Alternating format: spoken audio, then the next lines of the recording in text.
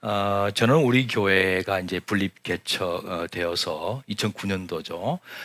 담임 목사 되기 직전까지 아세아 연합 신학대학교의 선교학 교수로 봉직했습니다. 이 신학교는 1968년도에 그 싱가포르에서 개최된 국제적인 선교 대회에 뿌리를 두고 있습니다. 그때 대회장이 이제 고 한경직 목사님이셨습니다. 대회 참석자들이 결의한 것이 있습니다. 아시아 교회 지도자들은 아시아에서 만들어내자, 아시아에서 양성하자, 그런 내용이었습니다. 여러 나라의 그 지도자들로 구성된 추진위원회가 발족되었습니다.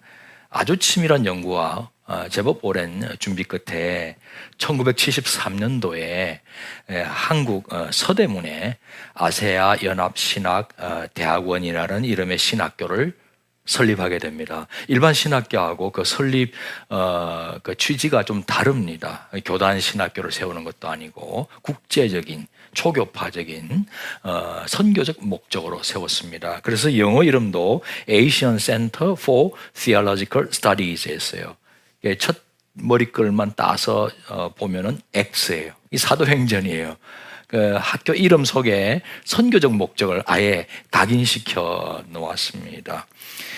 초대 이사장은 대회장이셨던 한경직 목사님이셨고, 그리고 초대 원장은 그 우리 교회가 만든 그 다큐 마포 삼열 선교사의 셋째 아들 마삼락 박사님이셨습니다. 지금까지 배출된 수많은 그 외국인 유학생들이 자국으로 돌아가서 40여 개국의 그 참 각 교계의 지도자들로 지금 활동하고 있습니다. 오늘도 현재도 70명의 외국인 유학생들이 한국 신학생들과 함께 공부하고 있습니다. 그들은 이제 영어로 수업을 받고 또 일부 한국 학생들도 영어 클래스에 들어와서 같이 이제 공부를 하고 있습니다. 선교지에 우리 그 한국 선교사를 파송하는 것은 너무나 소중한 일입니다. 그런데 현지인을 불러서 훈련시킨 다음에 자국으로 다시 파송하는 것도 대단히 효과적인 선교입니다. 저는 인도네시아 선교사로 활동하지 않았습니까? 지식도 전달할 수 있었고 물질도 나눌 수가 있었습니다. 그러나 그 인도네시아 사람들하고 감정을 좀 서로 교류하면서 공감도 해주면서 그들의 삶을 변화시켜 가기에는 상당한 한계, 어떤 역부족을 느꼈습니다. 만일 소명받은 인도네시아인, 영어가 좀 정통해야 되겠죠. 인도네시아인을 한국으로 초청해서 교육한 다음에 다시 인도네시아로 파송하면 그런 한계를 극복할 수 있게 되는 것입니다. 또 실제로 생활비나 선교사 파송하면 뭐 생활비나 주택비나 뭐 정착비 여러 재정이 드는데 상당 부분 절감할 수도 있겠습니다. 요즘 한국에 약 250만 명의 외국인 근로자가 들어와 있다는 거 아시죠? 비공식적으로는 270만 명이라 그래요. 그런데 전문가 말에 의하면은 규모의 경제를 위해서는 약 400만 명의 외국인 근로자가 있으면 좋겠다 하는 거예요. 점점 우리도 인구가 어려워지니까 그런 규모 경제를 위해서 노동자가 필요하니까 400만 명 정도가 필요하다, 이런 말을 하는 걸 들었습니다. 선교적인 관점에서 보면은 굳이 해외로 나가지 않아도 선교지의 영혼들을 우리나라 안에서 만날 수 있게 되었다는 뜻이 되겠습니다. 뿐만 아니라 다문화 가정에 있잖아요. 한국인과 결혼하여서 이주해온 여성들, 그 가정을 이루고 자녀를 낳습니다. 우리 교회에도 베트남에서 이주해온 여성들의 모임이 있지 않습니까? 다문화 가정에서 태어난 자녀들은요, 성장 과정이 다릅니다. 어머니로부터 어떤 동료, 한국 동료를 배우기가 쉽지 않잖아요. 그리고 외모가 금방 표시가 납니다. 학교에 가서 왕따, 따돌림 당하곤 합니다. 상처를 받죠. 그래서 잘 적응하지 못하는 사례가 많이 발생합니다. 방치하면 앞으로 우리 사회의 문제가 될 수가 있습니다. 점점 그들은 국적을 가지고 있고 점점 인구가 늘 거니까요. 교회가 앞장서서 돌봐줘야 할 영혼들 아니겠습니까? 만일 아세아 연합신학대학교를 졸업한 외국인 유학생들이 함께 공부한 한국 신학생들과 한 팀을 이루어서 이 사역에 뛰어들 수 있다면 자국으로 돌아가서 사역하는 것 못지않게 중요한 또 선교가 될 것입니다. 한국 선교사님들이 은퇴하고 있습니다. 한국 교회는 그동안 파송 많이 했죠. 세계 1, 2위를 다투고 막 그랬잖아요. 이제 귀환하는 선교사님들을 맞이하는 시기가 왔습니다. 많이 나갔는데 그분들이 정년이 되고 은퇴하게 됐다는 것입니다. 문제는 그런 분들을 맞이할 준비가 되어 있지 않다는 것입니다. 보내기만 했지. 그리고 이것은 한 교회가 감당할 수 없는 어마어마한 재정적 부담이 있습니다. 뜻있는 몇 교회들이, 큰 교회들이죠, 선교사 거처를 마련하기도 했습니다. 그런데 선교사님들의 호응이 예상 밖으로 저조해요. 이유가 뭔지 아십니까? 주로 시골 지역에 거처가 마련되고 있기 때문에 그렇습니다. 아마 부지도 싸고 하니까 그럴지도 모르겠습니다. 은퇴자일수록 사람 많이 만날 수 있는 곳에 살고 싶어 해요. 더더군다나 시골에 주변에 병원도 쉽지가 않잖아요. 자칫 시골 요양시설에 수용되는 것 같으니 선교사님들이 잘 원하지 않는 거예요. 차라리 선교지에 그냥 뼈를 묻고 마는 것이 더 낫다고들 말을 합니다. 그리고 선교지에 있는 한인교회들이 그런 참 것들을 생각하면서 부지도 마련하고 집도 짓고 실제로 공동묘지도 마련하자, 뭐 이런 의논들을 하는 것을 들었습니다. 한 대형교회가 충청도에 은퇴 선교사님들을 위한 연립주택을 지었거든요. 놀라지 마세요. 아무도 안 갑니다. 아무도 안 가요. 그러니까 실제 수요를 철저히 조사해서 그게 걸맞는 은퇴 선교사 모시는 방안을 마련해야 될 것입니다. 은퇴자들에게 중요한 게 뭔지 아시죠? 건강해야 됩니다. 아프면서 오래 살면 참 힘들잖아요. 또 경제적으로도 좀 넉넉해야 됩니다. 너무 힘들면 신세 지는 것이 참 불편하잖아요. 그리고 친구도 있으면 좋아요. 잘 어울릴 수 있도록 외롭지가 않죠. 그 외에도 보람이 있는 일이 있어야 합니다. 그 보람을 통해 존재감을 느끼는 거거든요. 나도 사회에 뭔가 기여를 한다 하는 존재감 말입니다. 선교사님들 경우에는 평생 해오신 사역을 계속 할 수 있을 때 보람과 존재감을 좀 느낄 수 있을 것입니다. 이 때문에 아세아 연합신학대학교 안에, 캠퍼스 안에 은퇴 선교사님들의 숙소를 마련해 드리는 것을 생각하게 된 거예요. 모든 선교사님들을 다 받아들일 수는 없습니다. 하지만 일부라도 모셔서 자신들의 그 선교지 경험을 학교 안에 있는 외국인 유학생들이나 미래의 선교사들과 나눌 수 있도록 해드리면 참 좋겠다 하는 생각이죠. 또 학교에 모시지 못하는 많은 선교사님들에게는 아까 말씀드린 외국인 근로자들이나 다문화 가정을 돌보는 사역에 뛰어들 수 있도록 연결을 또 해드리고 싶은 생각이 있습니다. 요즘 그래서 그 꿈을 갖고 온누리 교회 이재원 목사님과 상당히 자주 만나고 있습니다. 거의 일주일에 한 번씩 만나요. 저는 별로 그렇게 안 바쁜 것 같은데 대형교회 목사님은 굉장히 바쁘거든요. 그럼 말씀하시더라고요. 아니 요즘 제가 왜 이렇게 목사님과 자주 만나서 아세아연합신학대학교 일에 같이 이렇게 하는지 뭔가 씌인 것 같습니다. 그렇게 이야기를 해요. 제가 그 말씀 드렸죠. 온누리 교회가 연예인 교회라는 이름으로 개척될 때 아세아 연합신학대학원의 서대문 강당에서 시작된 거 아닙니까? 그리고 교회를 개척하셨던 고 하용조 목사님께서 나중에 제시한 비전이 뭔지 아십니까? X 29입니다. 사도행전 29. 여러분 성경 사도행전은 28장으로 끝나요. 무슨 말입니까? 오늘날 성도를 통해서 사도행전적인 이야기는 계속 써내려가야 한다는 선교적인 도전인 겁니다. 그래서 이재호 목사님에게 바라고 온누리교회하고 아세아연합신학대학교는 뗄래야 뗄 수 없는 숙명적인 관계다라는 것을 강조합니다. 농담 반 진담 반으로. 그랬더니 이재호 목사님이 웃으면서 말씀하세요. 참 이상하네요. 이장호 목사님 이름하고 제 이름하고 영문으로 이니셜 보니까 같네요. LJLG. 그래서 뜻을 같이 하겠다는 말씀으로 저는 해석하면서 기분이 좋았습니다. 그 외에도 이 꿈을 나누니 많은지 않지만 몇 교회들이 관심을 보이고 있습니다. 제가 현장 선교사 출신의 신학교 선교학 교수였기 때문인지는 몰라도 선교에 헌신하기 원하는 사람들을 만나면 그렇게 신이 날 수가 없습니다. 우리 성도님들도 감동받으시는 대로 다양한 모습으로 선교에 참여하시면 참 좋겠다 싶겠고요. 또 혹시라도 여유가 있으시면 아세아연합신학대학교에 외국인 유학생들 장학금 후원하셔도 너무나 좋겠다 하는 그런 생각을 하게 됩니다.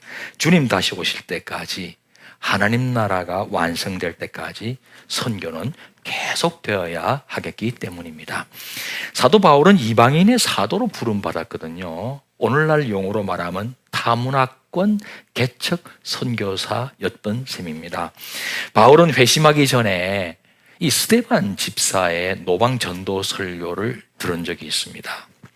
설교를 함께 듣고 있던 둘러선 유대인들이 이건 신성모독이다고 하면서 귀를 막고 그리고 돌을 집어들어서 이 스데반 집사를 향해서 사정없이 던졌습니다. 돌에 맞아 결국 스데반 집사는 비참하게 죽었죠. 순교한 겁니다. 사도행전 7장 57절 58절에 나와요. 그들이 큰 소리를 지르며 귀를 막고 일제히 그에게 달려들어 성 밖으로 내치고 돌로 칠세 증인들이 옷을 벗어 사울이라 하는 청년의 발 앞에 두니라. 여기서 증인들이 옷을 벗었대요. 왜 벗는 겁니까? 돌 던지는데 거추장스러워서 옷 벗는 겁니까? 아닙니다. 성경시대에 옷 벗는다는 거, 그리고 그것을 어떤 사람에게 준다는 것은 자신의 모든 것을 맡기고 위임한다는 뜻이에요. 자신의 모든 권위를 다 맡긴다는 뜻이에요. 사무엘상 18장 보면요, 사울 왕의 아들 왕세자예요. 요나단이 자신의 겉옷을 다윗에게 주는 장면이 나오고 있습니다. 무슨 의미입니까? 하나님께서 사울 왕의 뒤를 이어서, 아버지 뒤를 이어서 자신보다는 다윗을 세우기 원한다는 것을 깨달은 거예요. 그래서 자신의 권위를 다윗에게 양도하는 행위입니다. 예수님께서 예루살렘 성에 입성할 때도 사람들이 겉옷 벗어 길 위에 이렇게 두지 않습니까? 예수님의 메시아 권위 앞에 자신들을 맡기고 복종한다, 그런 의미가 있는 겁니다. 로마 제국의 식민 통치받고 있는 당시에 사형 집행권은 로마 당국자에게 있었어요. 그런데 지금 유대인들은 율법을 따라 소위 석살형, 돌로 쳐 죽이는 석살형을 집행한 겁니다. 이렇게 되면은 로마법하고 유대 관습법이 충돌하는 큰 문제가 될 수 있지 않습니까? 그래서 유대인들이 자신들의 겉옷을 벗어 바울의 발 앞에 두게 된 것입니다. 그 의미는 모든 것을 바울에게 위임해서 이 문제를 처리해 달라는 그런 의미예요. 그러니까 바울은 단순히 구경꾼이 아니었어요. 단순 가담자도 아니었어요. 스데반을 처형하는 무리를 총지휘하는 주동자였던 것입니다. 그리고 바울은 스데반이 죽어 마땅하다고 생각했습니다. 그게 8장 1절 상반절이죠. 사울은 그가 죽임당함을 마땅히 여기더라. 그 바울이 회심한 겁니다. 다메섹으로 가던 도중에 회심한 겁니다. 지난 날을 뒤돌아보지 않겠습니까? 무슨 생각했겠습니까? 바울의 제자였던 누가가 이 사도행전을 기록하면서 7장에 스데반 집사의 그 긴 설교 내용과 순교하는 장면, 그리고 바울의 그 반응을 자세하게 기록할 수 있었던 것은 바울이 알려주었기 때문이에요. 바울은 회심하고 나서 결코 잊을 수 없는, 지울 수 없는 기억이었던 것이죠. 소상히 기록하라고 들려주었던 거예요. 내가 왜 저토록 그리스도에게 충성하였던 종 스데반 집사를 죽였을까? 그러고도 스데반 죽어 마땅하다 생각했으니 내가 바로 죄인 중에 괴수가 아니고 무엇이란 말인가? 이거를 회상하면서 제자에게 알려준 거예요. 그리고 자신도 스데반 집사처럼 순교를 각오했을 겁니다. 예수님 십자가에서 처형당하시고 스데반 돌에 맞아 처형당하고 나는 이제 복음을 위해서 나도 한 목숨 바치리라 각오했을 거예요. 그것이야말로 자신을 만나 변화시켜 주신 예수님과 바로 자신 앞에서 죽어간 스데반 집사에 대한 마음의 빚을 갚는 길이라고 생각했겠죠. 바울은 오늘 본문 바로 전에 전후 맥락 보면은 오순절 명절 오기 전에 예루살렘에 도착하고 싶었던 거예요. 오순절 되면은 많은 유대인들이 성전 순례하러 오지 않습니까? 그런 유대인들에게 그들이 섬기는 여호와 하나님께서 예수님을, 성자 하나님을 메시아로 보내주셨다. 이 예수님을 믿어야 된다. 이 예수님께 복종해야 된다.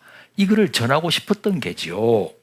그래서 가는 도중에 자신이 개척했던 교회들 평상시 같으면 꼭 들러요. 격려해요. 근데 다 지나치는 거예요. 그러다가 밀레도에 와서는 도무지 안 되겠다 싶었는지 에베소 교회 장로님들을 불렀어요. 그만큼 애정이 깊은 교회였습니다. 다른 데에 비해서 제일 많이 긴 시간을 투자한 곳이었어요.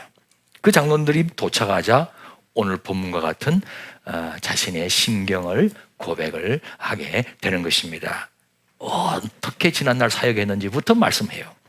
19절에서 21절 보니까 곧 모든 겸손과 눈물이며 유대인의 관계로 말미암아 당한 시험을 참고 주를 섬긴 것과 유익한 것은 무엇이든지 공중 앞에서나 각 집에서나 거리낌이 없이 여러분에게 전하여 가르치고 유대인과 헬라인들에게 하나님께 대한 회개와 우리 주 예수 그리스도께 대한 믿음을 증언한 것이라.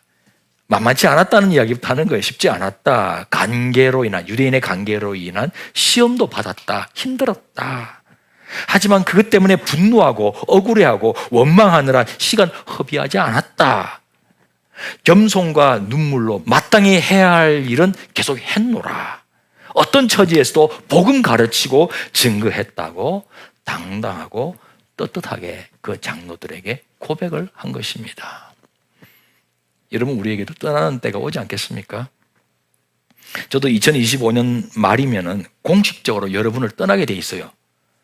먼 미래 아닙니다. 하면 이제 옵니다. 정년이 되어서 이별하는 거예요. 어디 그뿐입니까? 결혼하는 자녀를 떠나보내든 유학이나 직장 때문에 가족을 떠나보내든 정년 은퇴이든 그리고 죽음이든 우리는 헤어지는 거예요. 영원히 같이 갈 수가 없어요. 육신적으로는 헤어지는 거예요. 그때 후회만 하는 사람이 되지 않았으면 좋겠습니다. 이랬어야 했을 걸. 후회만 하지 말고 바울처럼 내가 어떻게 살았는지 기억하라고 당당하고 떳떳하게 말할 수 있으면 참 좋겠어요. 지금의 순전한 헌신이야말로 나중을 당당하고 떳떳하게 만들어 줄 것입니다. 바울의 고별사는 이내 앞으로 벌어질 일에 대한 심경을 밝히는 내용으로 이어져요.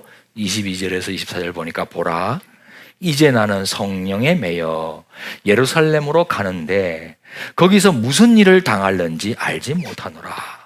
오직 성령이 각성해서 내게 증언하여 결박과 환난이 나를 기다린다 하시나 내가 달려갈 길과 주 예수께 받은 사명 곧 하나님의 은혜의 복음을 증언하는 일을 마치려 하면은 나의 생명조차 조금도 귀한 것으로 여기지 아니하노라. 이번 예루살렘 방문은 왠지 좀 이상한 예감이 있는 거예요. 체포될 것만 같은 거예요. 환난과 결박. 성령께서 그렇게 알려주시는 것 같았단 말이에요. 하지만 그렇다고 그래서 피신하라고까지는 말씀 안 하셨기 때문에 그런 것을 알려주심에도 불구하고 나는 가겠다. 아마 성령께서 말씀하시지 않겠어요? 자, 이런 일이 벌어지는데 너 어떻게 할래? 라는 질문을 던지실 수도 있을 것 같아요. 성령님, 그래도 나는 갑니다. 내 눈앞에서 처형되었던 스데반 집사를 기억하며 주 예수의 복음을 증언하는 일을 마치려 하면은 스데반 집사처럼 내 목숨조차 귀히 여기지 않고 저는 가렵니다. 결단한 거예요. 바울은 과연 성령님께 매여 있는 하나님의 사람이었습니다.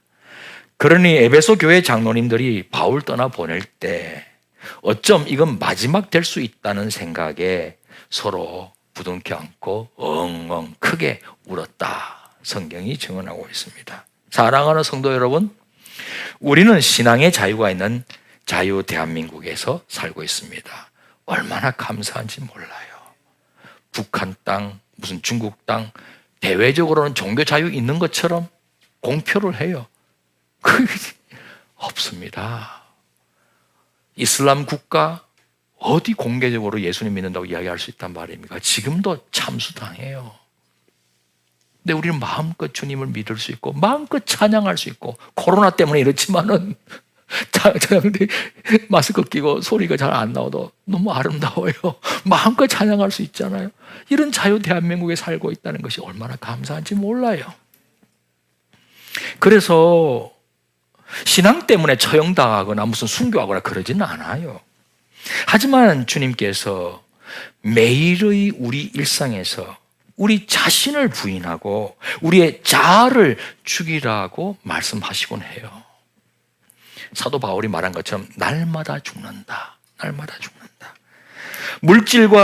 물질도 자신과 가족 위에 다 쓰고 싶지만 일부 아껴 어려운 이웃에게 흘려보내는 것도 선교를 위한 자기 부인이에요. 우리의 재능이나 시간도 이웃을 위해서 희생한다면 이 또한 선교이고 자아가 죽는 것이라고 할 수 있어요. 나를 위해서만 쓰면 되는 거 아닙니까? 그런데 그렇지 않고 남을 위해서 손해 감수하고 희생하는 거, 그거 자기 부인이죠. 성령님께 매인 사람은 다른 사람 때문에 실망하지 않아요. 환경 때문에 낙심하지 않아요.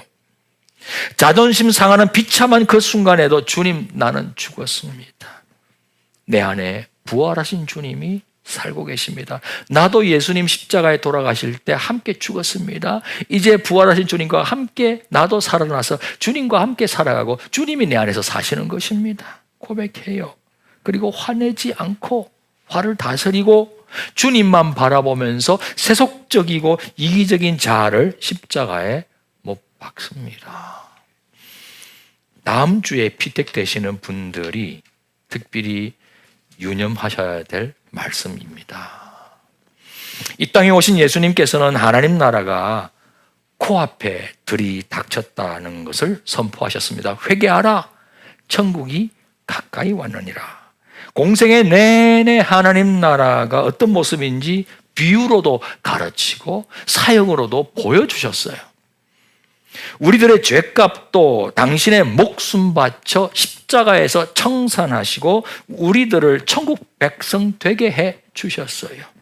예수님께서 십자가 위에서 말씀하셨잖아요. 다 이루었다. 우리에게 하나님 나라 가르쳐 주셨고 우리에게 하나님 나라 보여주셨으며 우리가 하나님 나라 백성 될 수 있는 길을 열어주셨다는 뜻 아닙니까? 하나님 나라는 예수님과 함께 이미 시작하였습니다. 그러나 하나님 나라는 아직 완성되지 못했습니다. 이 세상은 하나님 통치 아직 받아들이지 않고 있습니다. 하나님 뜻과는 너무나 다른 악한 가치관에 휘둘리고 있어요. 심지어 하나님 나라의 백성된 우리조차 하나님의 통치 온전히 순종하지 못하고 있습니다. Acts 29, 사도행전 29라는 선교 비전처럼 우리 생애가 사도행전적 이야기가 되어 하나님의 나라가 이 땅에 온전히 임하면 좋겠습니다. 가정에 하나님 나라가 임하고 학교나 일터에 하나님 나라가 임하고 이 사회와 온 세계에 하나님 나라가 임하게 말입니다. 저는 우리 교회가 예배 공동체와 선교 공동체로서의 기본적인 본질에 충실한 모습을 꿈꿉니다. 또한 우리 성도님들이 하나님께서 주인 되시는 높은 뜻 사람으로 세워져 가는 모습을 꿈꿉니다. 손해 감수하면서도 불이익에도 불구하고 하나님의 뜻에 전적으로 순종해가는 그 높은 뜻 사람 말입니다. 이런 사람들에게 약속된 말씀이 있습니다. 요한 1서 2장 15절에서 17절 함께 봉독합니다. 이 세상이나 세상에 있는 것들을 사랑하지 말라. 누구든지 세상을 사랑하면 아버지의 사랑이 그 안에 있지 아니하니 이는 세상에 있는 모든 것이 육신의 정욕과 안목의 정욕과 이생의 자랑이니 다 아버지께로부터 온 것이 아니요 세상으로부터 온 것이라. 이 세상도 그 정욕도 지나가되 오직 하나님의 뜻을 행하는 자는 영원히 거하느니라. 여러분, 우리는 예외 없이 죽어요. 인생 톱니바퀴 한 바퀴 돌면 끝 아닙니까? 그 후에는 하나님의 결산이 기다리고 있습니다. 아무리 그럴듯해 보여도 하나님과 상관없이 공전해버린 인생은 다 지나가고 허무하게 역사의 뒤안길로 사라져버립니다. 하지만 성령님께 매여 하나님과 맞물려 돌아간 인생은 하나님 품 안에서 영원히 거하게 될 것입니다. 주어진 것 사용하여 오로지 자신 명예나 권력 쌓기만 하는 것이 아니라 하나님의 선교에 아낌없이 봉헌하시는 성도님 되시면 좋겠어요. 하나님 선교에 희생적으로 참여하심으로써 하나님을 미소짓게 해드리는 높은 뜻 사람 되시기를 주님의 이름으로 축원합니다. 일어나셔서 결단의 찬양 드리겠습니다.